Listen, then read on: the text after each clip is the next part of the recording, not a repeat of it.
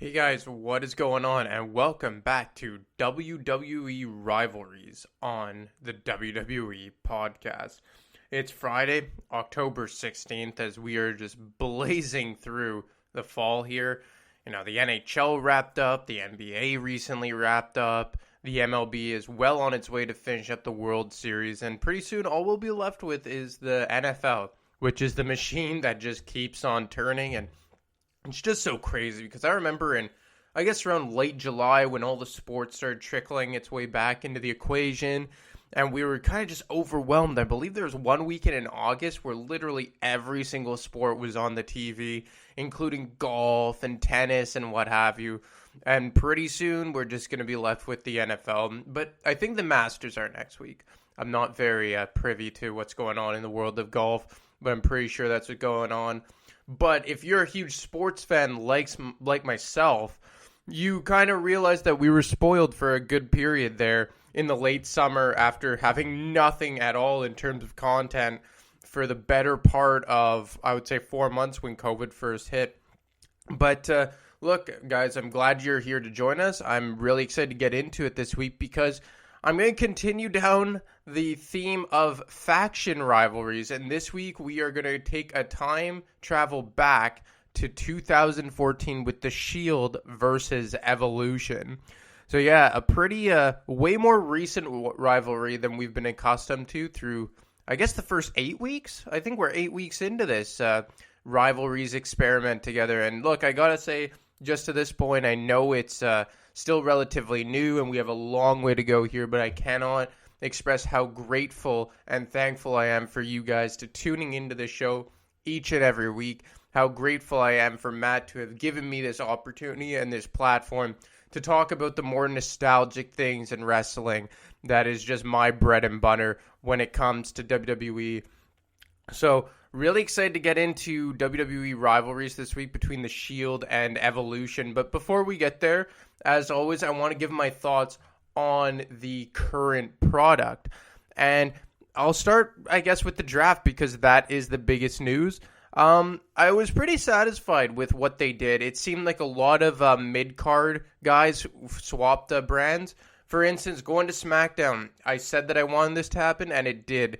Kevin Owens going there. I think that is huge. They really needed a big-time babyface, and Kevin Owens is the guy to do it. You know, many people forget that, for all intents and purposes, he was the first ever Universal Champion. I know technically it was Finn Balor, but he relinquished it a night after winning it, and then Kevin Owens went on I believe it was a 4 or 5 month run with it. He held it from August to late February when he infamously dropped it to Goldberg. But look, I think there's still a lot of main event left in Kevin Owens, and he hasn't really gotten back there since early 2017, and I really want to see him as a babyface. I'm not saying that he has to win the title now or even in the near future, but I still would like to see him get back into that picture. And given the small amount of top baby faces on SmackDown and challengers and potential challengers for Roman Reigns' Universal Championship, he is a guy that I really want to see. And I'm not expecting it to be necessarily right away. I'm not sure how far they're going to drag out this Jey Uso program with Roman Reigns. One would have to imagine that it ends inside Hell in a Cell in a week's time. But you never know with WWE. But I think that now SmackDown has set themselves up with two on-the-rise babyfaces in Kevin Owens and Big E. And that's another thing I want to touch on. Really happy to see Big E continue down the singles push. Because I think, as Matt had mentioned, I'm sure a lot of you guys were thinking, when you saw the return of Kofi Kingston and you saw the return of Xavier Woods, you automatically just thought, like, well, that's the end of Big E's push. But they are really going down full steam ahead with this Big E singles push, and I really like it. Another thing coming over to SmackDown is Aleister Black. And look, I personally feel like his momentum has been just stopped dead in its tracks after a pretty solid start to the year. I remember when the year started, I guess, well, maybe not right when it started, but around April or May, I thought that he would have been a perfect contender for the WWE Championship at next year's WrestleMania against Drew McIntyre with the way he was going down and the momentum he was gaining. But now, kind of stopped in its tracks. I hope the program with Kevin Owens is done after taking the loss this past Monday night. But again, you never know with WWE. And aside from Kevin Owens and Big E, I guess you could throw Daniel Bryan into that mix as potential challengers for Roman Reigns' Universal Championship. But I just don't know when Daniel Bryan will be back here. And that's the thing that kind of scares me a bit, is that given the whole COVID-19, and I believe he has a newborn child, I don't really know if and when he will be back by the end of this year or in time for WrestleMania season. So I'll reserve judgment until he comes back and we can get an exact timeline on when he will be back in the ring. Over on the Raw side of things, well, look, they kept all of their big names. They kept Drew McIntyre. They kept Randy Orton. They held on to Keith Lee. They held on to the Hurt Business, which I'm really happy about. Retribution, meh, considering the way that they were going down, and they have that ongoing rivalry with the Hurt Business. I'm okay with it, I suppose. But they really knocked it out of the park on a couple of big name upper mid-card guys that they brought over from SmackDown. And most notably, it's AJ Styles, Jeff Hardy, and Sheamus. Sheamus is a guy to me that if Drew McIntyre somehow retains the championship against Randy Orton, which I wouldn't be opposed to, but I would like to see Randy Orton get it, I could see Sheamus versus Drew McIntyre as a very, very interesting program in the not-so-distant future. I think Sheamus, much like Kevin Owens, is a guy who still has a main event run left in him. The difference is that Sheamus probably doesn't have nearly as much runway left as a guy like Kevin Owens does, as Sheamus has been around for over 10 years, and Kevin Owens has really only been on the main roster for 5.5. But that's crazy, eh? 5.5 years Kevin Owens has been on the roster. It has really gone by in a flash. But getting back to Sheamus, I thought he was kind of getting drowned on SmackDown because SmackDown had like an overbearing amount of heels. And now you go over to Raw, and I'm not sure if they're going to turn him babyface. I wouldn't mind it. He hasn't been a babyface for, I would say, about 6 years now. And he's one of those guys that he can kind of play either role equally as well. So I wouldn't be opposed to it. But given that they've just gone down this new kind of direction with his character wearing like that old-fashioned coat, and I don't know if it's a fedora, but an old-style hat, I think they're going to continue down this path with him. But again, I would love to see him potentially go up against Drew McIntyre. And even if Randy Orton wins the WWE Championship, I wouldn't be opposed to seeing a Drew McIntyre versus Sheamus type of feud. I think that would be a very cool clash of styles. No pun intended, as I'm going to talk about AJ Styles in a second. And furthermore, one's Scottish, one's Irish rather. So just their respective nationalities would be something cool to pull off of. They also get Braun Strowman, who he's just kind of being twisted in the wind since losing the Universal Championship. And you kind of knew it, right? Like, I said to myself when it happened, and I'm sure a lot of you guys were as well, when he won the Universal Championship at WrestleMania over Goldberg, you basically knew they were just treading water until Roman Reigns came back, and then he was going to get that belt quickly upon his return. And that's what happened. He showed up on a Sunday, and the following Sunday he won the championship. So I feel bad for Braun Strowman. I'm not really sure if he's a babyface or a heel. He has that new look going on with like the dry fit shirt and the cargo pants, bald head.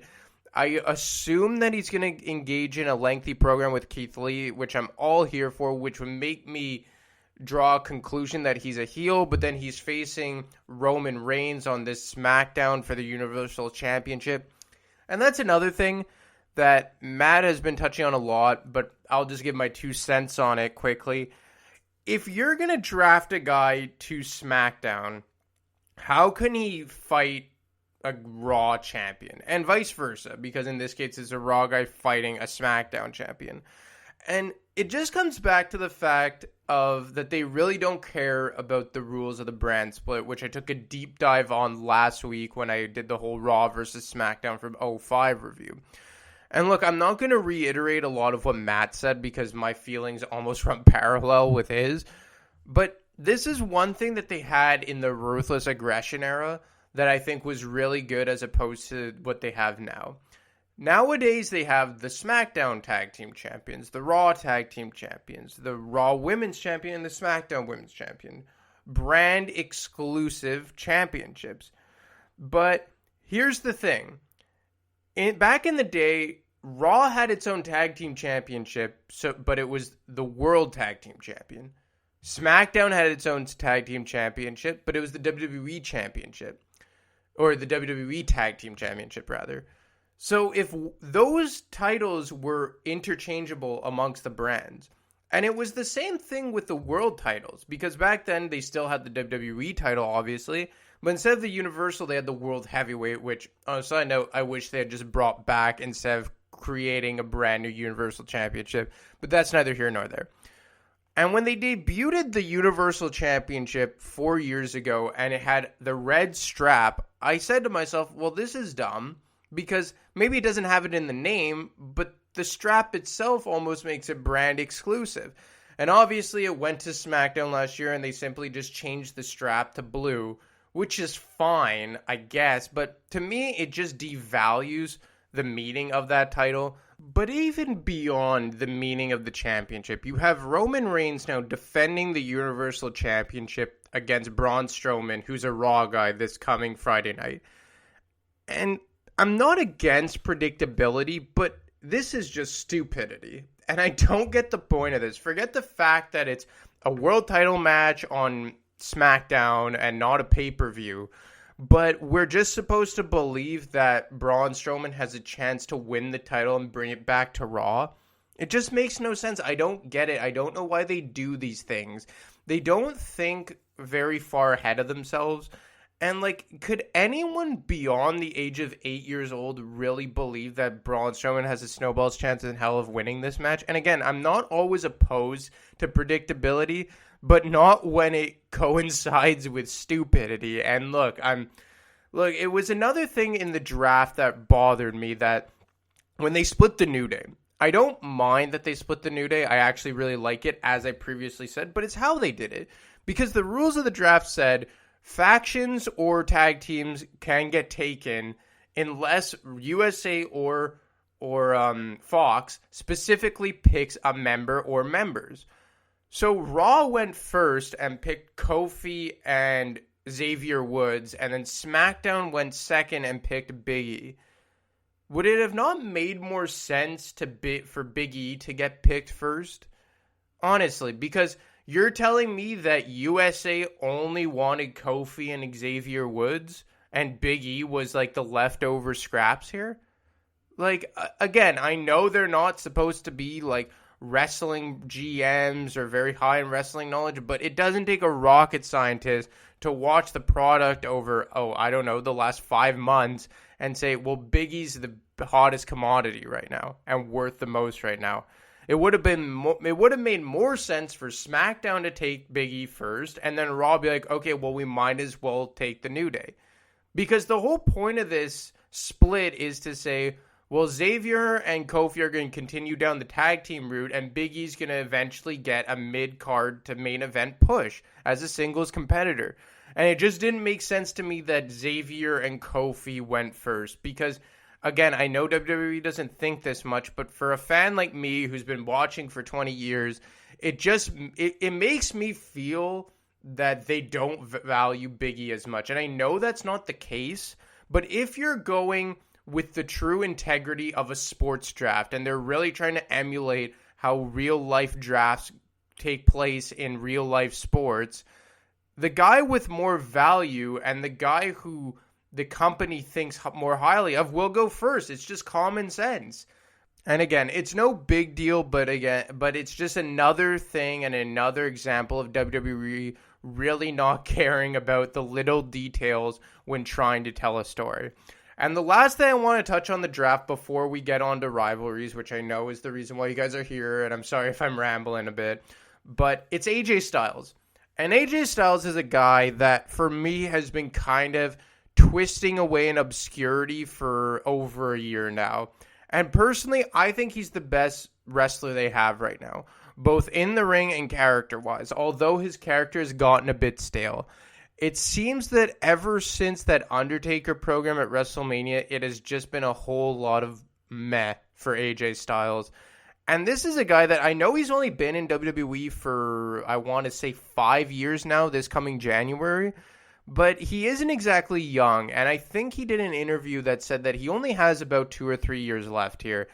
And I don't think they're really utilizing AJ Styles to the maximization of his to the best of his capabilities, rather. And here's what I would like to see with AJ Styles. I think he needs to go back babyface. While I like him as a heel, and as a whole, I probably prefer him more as a heel type of character, I think WWE is really lacking in the top babyface department aside from Drew McIntyre. I know you have up-and-coming guys like Keith Lee and Big E, and you still have Kevin Owens waiting, but aside from Drew McIntyre, there's no legitimate main event babyfaces they have on either Raw or SmackDown. You can make the case for Daniel Bryan, I guess, but he kind of seems to have 1 foot in, 1 foot out right now. You look over on Raw, Jeff Hardy, I suppose, but I don't think he's going to even sniff the World Championship scene. Maybe when Edge comes back, but again, he's more of a part-time guy. I just look at AJ Styles and I see a guy who, while I think as a whole he's a better heel, we know he's a good babyface. And they have a chance here with him going back to Raw, and I hope he stays on Raw just for at least the whole year, because he started at the draft last year in October, he was on Raw, then they switched him to SmackDown, and then he went back to Raw now. So he's just kind of been going back and forth and back and forth. And I know that had something to do with backstage heat with Paul Heyman, but I'm not going to analyze things I don't have all the information to.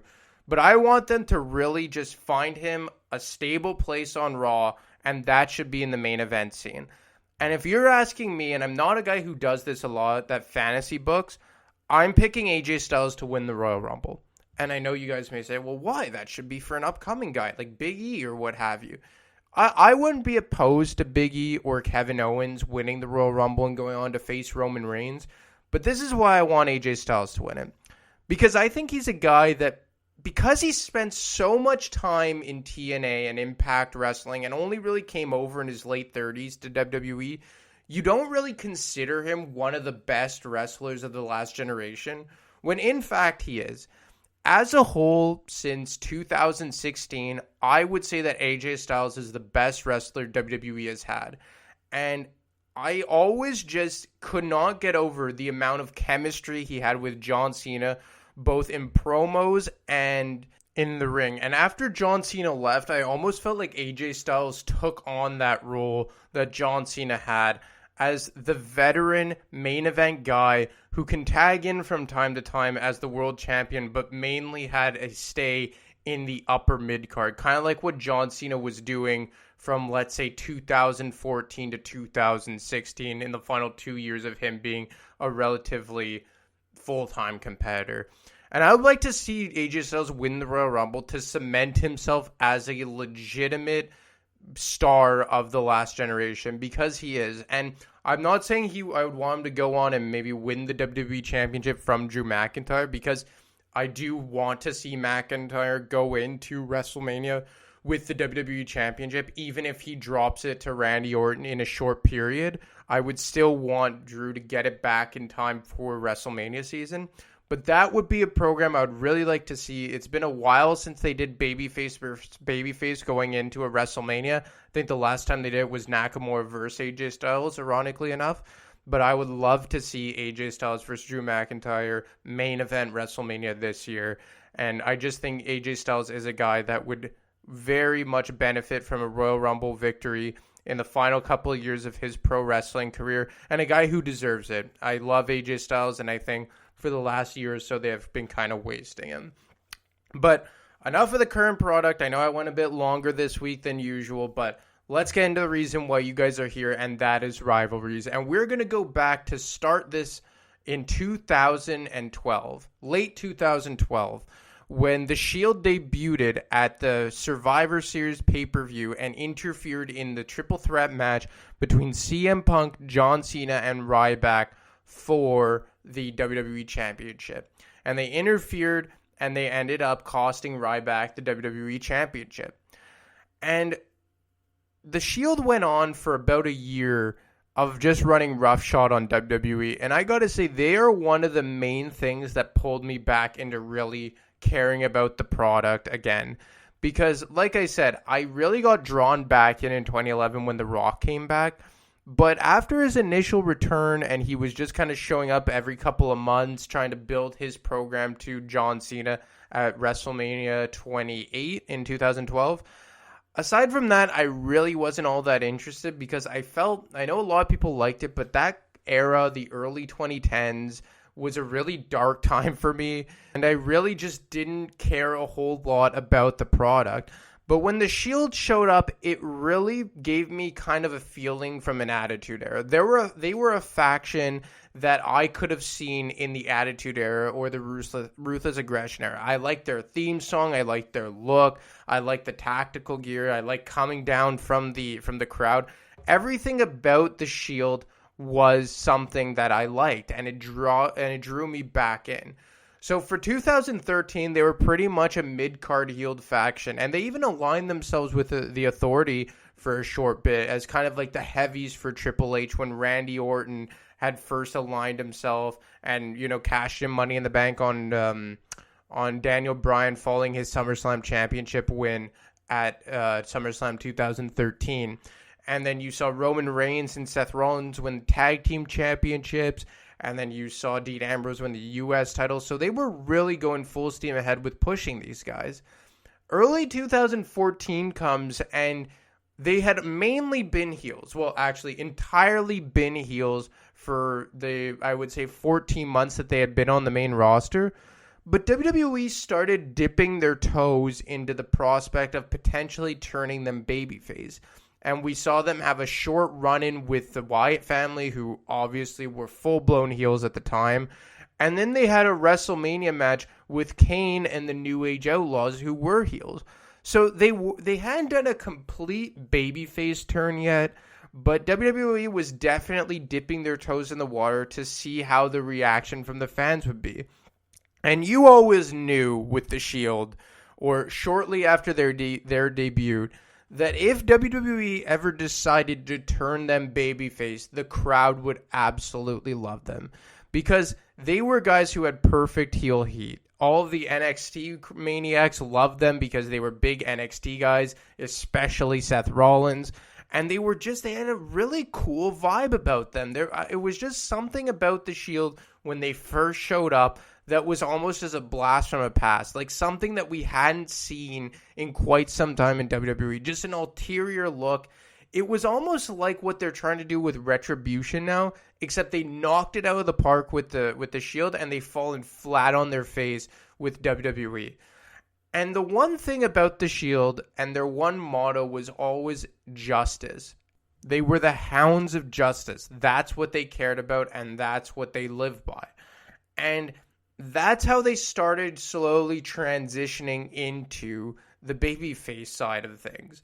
But while the Shield were slowly but surely starting to turn babyface very gradually, if you remember, in 2014, that was the Yes Movement, when, WWE single-handedly got forced by the fans into changing the main event of WrestleMania 30. When it was supposed to be Batista versus Randy Orton, but it ended up being a triple threat match with Daniel Bryan being in there. And Daniel Bryan's feud with the Authority and Triple H more specifically was on full display at this point. So WrestleMania comes and goes. He beats Triple H to get into that triple threat match to main event WrestleMania 30. He gets in there, and then despite interference from Triple H and Stephanie McMahon, despite Batista and Randy Orton teaming up on him during the match, Daniel Bryan finds a way to win and become the WWE Undisputed World Champion, because at this time they had just unified the World Heavyweight titles and the WWE Championship. So the following night on Raw, Daniel Bryan opens the show, and he comes out to just an absolute chorus of cheers. They are going ballistic for Daniel Bryan. And Triple H comes out and, pissed off as all hell, says, "You're going to face me tonight on Raw for the World Heavyweight Championship, the WWE World Heavyweight Championship." So it was a pretty cool atmosphere, and you think like, okay, they're gonna knock this match out of the park, and Daniel Bryan's gonna beat Triple H again, and it's just gonna be yet another victory to cement Daniel Bryan as a main event player after months being told he is a B+ player by the Authority. But he comes to the ring, and before the match could even start, you get Batista and Randy Orton come out and beat the holy hell out of him. Then Kane comes out, and if you remember, at this time, Kane was the director of operations, so he had no mask on, would come out in a suit, and he comes out seemingly to regulate the situation, but then he chokeslams Daniel Bryan. So Daniel Bryan is just getting destroyed by Batista, Randy Orton, and Kane, and then, lo and behold, Triple H makes his way out to the ring and forces the referee to ring the bell and start the match despite Daniel Bryan being incapacitated. So the bell rings, Daniel Bryan is lying motionless on the ring mat. Triple H is mocking the crowd, doing the yes chant. So is Stephanie McMahon. You have Kane, Batista, Randy Orton looking on the outside, and it seems that Triple H has this championship win in the bag when this happens. No condition to compete right here. But Triple H said if you want your job, ring the bell.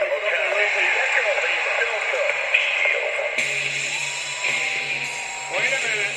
Before bad news for Daniel Bryan. The Hounds of Justice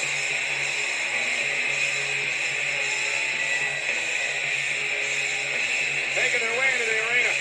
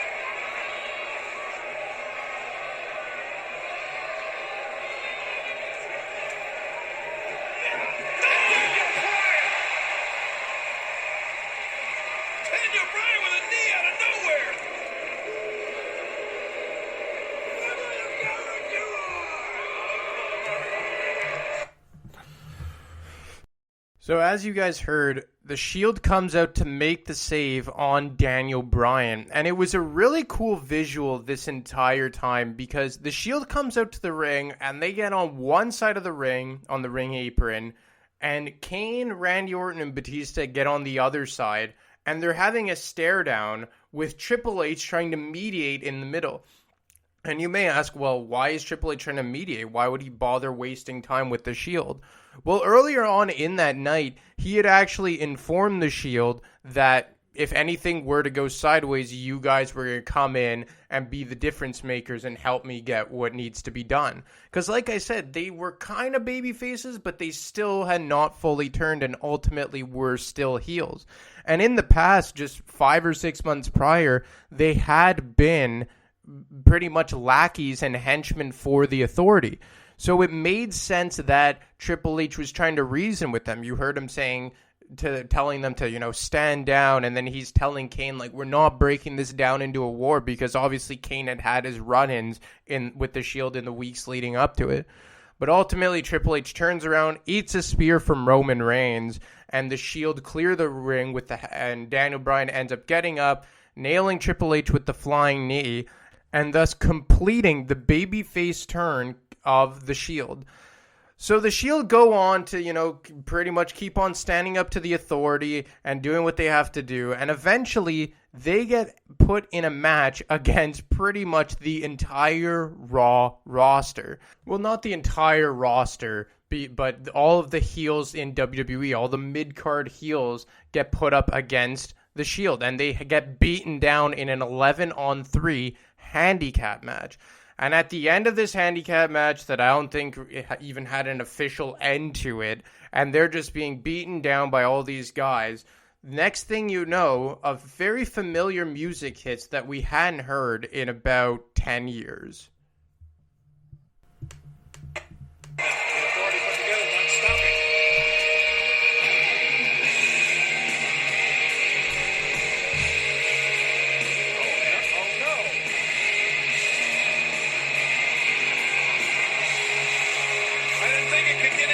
But this may go from bad to worse. The band is back together. Triple H, Orton, and Batista.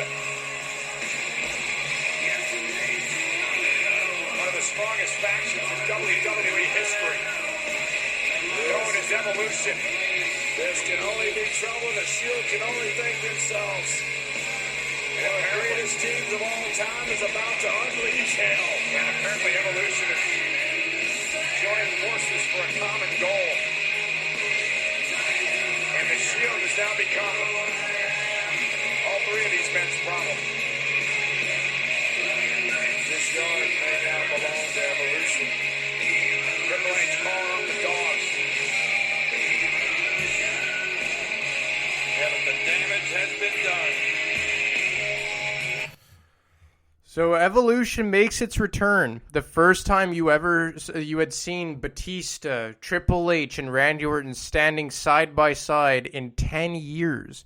So think about what had gone on in 10 years between these three guys. Batista and Triple H had just a crazy rivalry in 2005. Randy Orton attacked the entire McMahon family in 2009. He broke Batista's arm in that same year.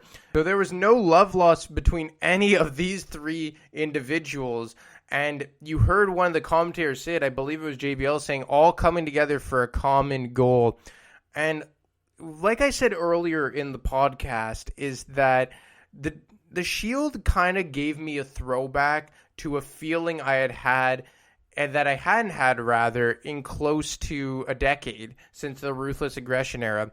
And when I saw Evolution walk out and just basically take advantage of a beaten down Shield, I realized that the Shield really reminded me of Evolution. And it wasn't for the fact of how they looked aesthetically or their common goal or how they came out to the ring or any of that or their styles of wrestling. None of that. But it was in the sense that it was a faction that felt like a main event player. And that's how Evolution felt in the Ruthless Aggression era. That even though at times that aside from Triple H, they were mainly just a mid-card faction that would, contend for the tag team titles and the Intercontinental Championship, if they got put in the main event scene, it felt that like they belonged. And that's how I felt about the Shield. They felt that from the get-go that they had main event potential. It didn't take me long to get behind Rollins, Reigns, and Ambrose and say, yeah, I really think that WWE could build the future behind these three guys. And that's the same way I felt about Batista and Randy Orton back in 2004. And it didn't take me long to feel that way about them either, much like I did about The Shield in, let's say, early 2013. So when Evolution made their return here, it really made me realize, like, man, there are so many parallels between these two groups, and it's almost like timelines are clashing here. Generations are clashing, because who would have ever thought we would have seen Evolution back together and to go up against The Shield? And I'll just say it now that in the last 20 years, these are probably the two best factions WWE has had to offer. You can make the case for the new incarnation of Degeneration X, I guess, in the early 2000s with the McMahon-Helmsley regime, but it doesn't match up against the original DX. And these two, The Shield and Evolution, are the two best the WWE has had in the last 2 decades. And maybe that's why I like the Hurt Business so much, is that it's made me feel like a similar admiration towards a faction that I haven't felt, let's say, since The Shield. And I think factions are something that has gone by the wayside a bit in WWE, and I think they should go back to more. So Evolution reforms and thus officially kicks off the rivalry between the two teams.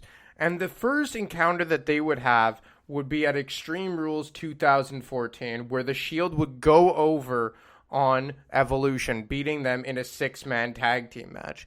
But then it set the stage for their second match at Payback at the beginning of June. And this one was the one that everyone remembers, because it not only main evented the show, but it also was a no-holds-barred match and an elimination match. And if you guys don't remember, this is where the famous Blue Tista thing came from, when Batista came out in full blue gear for whatever reason, and just the crowd started chanting Blue Tista, and I think social media had it trending and whatnot.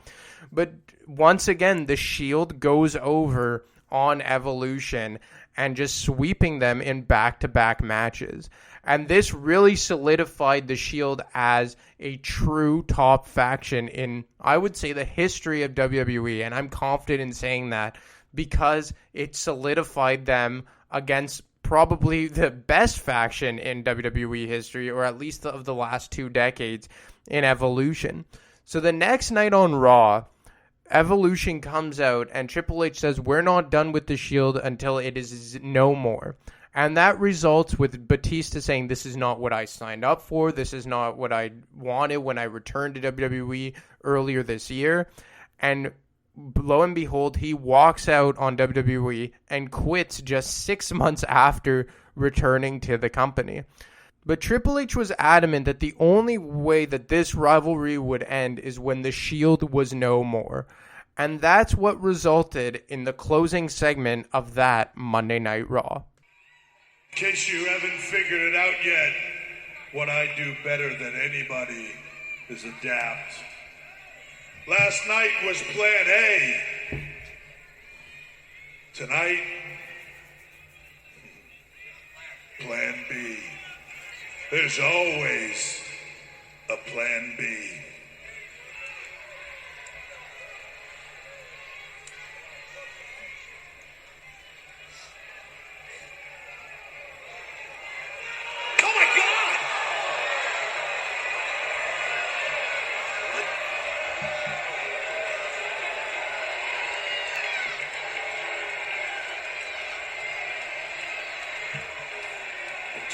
Are you kidding me? Rollins down. He's assaulting Ambrose. Rollins assaulting Ambrose after he took out Reigns. What is going on here? You guys are on top of the world. Why in the world would Seth Rollins do this? My God, Rollins is destroying Ambrose.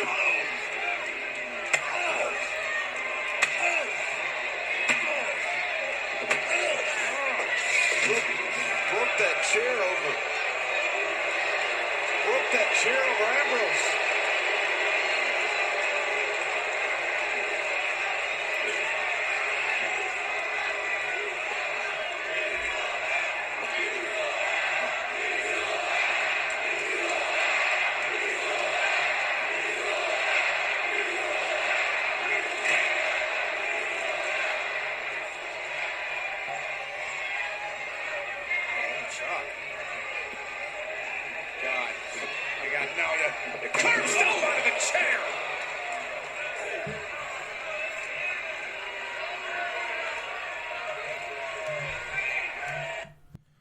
So I don't have to tell you guys what happened.